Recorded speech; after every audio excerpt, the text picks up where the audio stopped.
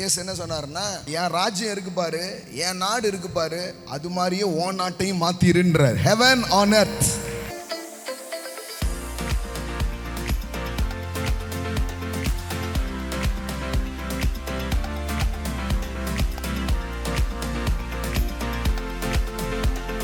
அவருடைய தீர்க்கதரிசிகளை நம்புங்கள், அப்பொழுது சித்தி பெறுவீர்கள் அப்படின்றார். இப்ப பாருங்களேன், அடுத்த வார்த்தை என்ன சொல்லுது?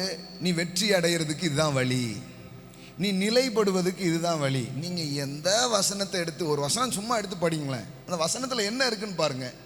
இன்று மரித்தால் பரலோகம் போவியா அப்படின்ற மாதிரியே இல்லை. பாருங்களேன், யாரோ சொல்லியிருக்கிறாங்க, பாஸ்டர் பாலசேகரா அவங்க சர்ச்சா, அவங்க பரலோகத்தை நம்ப மாட்டாங்களே அப்படின்னு இருக்கிறாங்க. என் காதுக்கு இது வந்துச்சு. அப்போ நான் சொன்னேன், நீங்களாம் ஒரு பரலோகத்தை நம்புறீங்க, நான் 2 பரலோகத்தை நம்புறேன். உங்களை விட என் நம்பிக்கை ஜாஸ்தி. நான் எப்படி 2 பரலோகம் நம்புறேன்னா, நீங்க செத்த பிறகு ஒரு பரலோகம் இருக்குன்னு மட்டும்தான் நம்புறீங்க. நான் அதையும் நம்புறேன். வாழும் போதே அந்த பரலோகம் அந்த பூமியில இருக்கும் நான் நம்புறேன். ஆமே.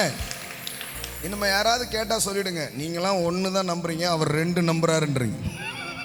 ஏசு இப்படி சொல்லல, சீக்கிரமா செத்து நீ எப்போ அங்க வர போற அப்படி சொல்லல. ஏசு என்ன சொன்னாருன்னா, என் ராஜ்யம் இருக்கு பாரு, என் நாடு இருக்கு பாரு, அது மாதிரியே உன் நாட்டையும் மாத்திருன்றார். Heaven on earth. கிறிஸ்தவங்களுக்கு இந்த தரிசனமே கிடையாது. கிறிஸ்தவங்களுக்கு ராஜ்யத்தின் சுவிசேஷமே தெரியாது. செத்து பரலோகம் போறது மட்டும்தான் அவங்களுக்கு தெரியும்.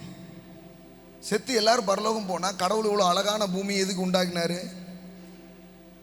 கடவுளுடைய ஐடியா என்னன்னா, எல்லா பூமியை காலி பண்ணிட்டு அங்க வந்து சேருங்கன்றதுக்கு கிடையாது. அது மாதிரி இதை மாத்திருங்கன்றார். ஐயோ, எத்தனை பேர் புரியுது இன்னைக்கு காலையில இருக்கீங்களா? Heaven on earth. எல்லாம் சொல்லுங்க, ஹெவன் ஆன் எர்த் சொல்லுங்க. பூமியிலே பரலோகம்.